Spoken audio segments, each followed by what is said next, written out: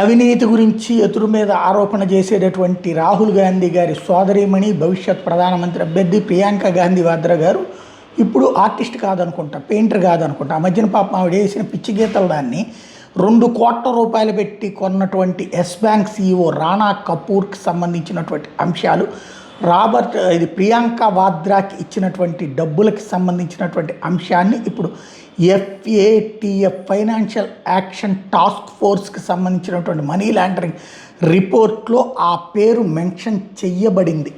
ఇది ప్రియాంక గాంధీకి, కాంగ్రెస్ పార్టీకి షాకింగ్ పరిణామం. అయితే వాళ్ళు చాలా లైట్ తీసుకుంటారు, ఇట్లాంటి వాటిని పట్టించుకోరు.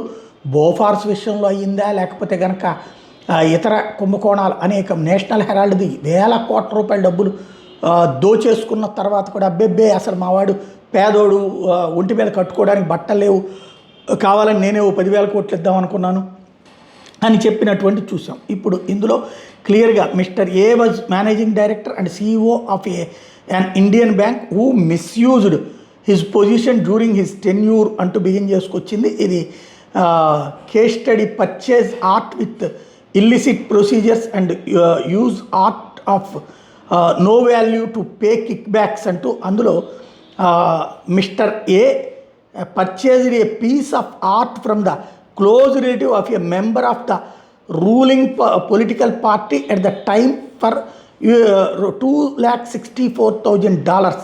However, the investigation revised that this was an overvaluation and that the price paid was not for art but rather was a bribe to influence the awarding of the prestigious Indian award Padma Bhushan for himself. ఇది ఆయన ఇది ఇచ్చినందుకు గాను ఆయనకే Padma award ఇచ్చారు. ఆయనేమో yes బ్యాంకును తాకట్టు పెట్టాడు అన్నటువంటి విషయం ఫైనాన్షియల్ యాక్షన్ టాస్క్ ఫోర్స్లో ఉందన్నమాట.